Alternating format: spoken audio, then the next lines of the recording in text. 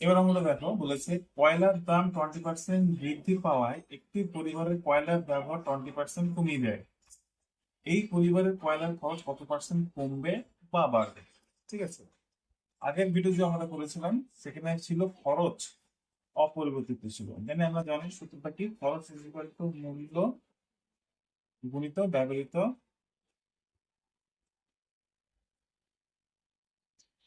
পরিমাণ। মূল্যের সঙ্গে পরিমাণ গুণ করলে পেয়ে যাবো আমি কি, খরচ। মূল্যের সঙ্গে পরিমাণ গুণ করলে পেয়ে যাবো কিন্তু খরচ। ঠিক আছে, এখানে কিন্তু বলেনি খরচ অপরিবর্তিত, তাহলে এখানে খরচ অপরিবর্তিত মানে আমাকে বলে জিজ্ঞাসা করেছে খরচ কত পার্সেন্ট কমবে বা বাড়বে, মানে খরচটা আমাকে বলেছে যদি বাড়ে কত পার্সেন্ট বাড়বে, যদি কমে কত পার্সেন্ট হবে। এবার বলছি দেখুন, দাম বৃদ্ধি করা, দাম বৃদ্ধি 20% বৃদ্ধি পেয়েছে, তাহলে মূল্য বৃদ্ধি পেয়েছে বা 20% বৃদ্ধি পেয়েছে। 20% মানে জানি 1/5, ছিল 5 1 বৃদ্ধি পেয়েছে, ছিল 5 1 বৃদ্ধি পেয়েছে, 5 হয়েছে মূল্য। আর ব্যবহারটা মানে পরিমাণ, ব্যবহৃত পরিমাণ 20% কি, ব্যবহার 20% কমিয়ে দেয়, 20%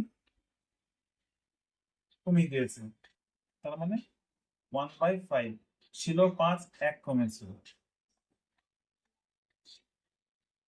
পরিমাণটা ছিল 5 1 কমেছে, তখন হয়েছে 4। এবার আমরা জানি খরচ মানে হচ্ছে মূল্যের সঙ্গে পরিমাণ গুণ, তাহলে এবার দেখো মূল্যের সঙ্গে পরিমাণ গুণ, মূল্যের সঙ্গে পরিমাণ গুণ করলে 5 5 কত হয়, 25 খরচ। তারপরে রতে দেখো মূল্যের সঙ্গে পরিমাণ গুণ 6 4 24, তার মানে আগে খরচ ছিল 25, এখন খরচ হচ্ছে 24, মানে কত কমেছে, 1 কমেছে।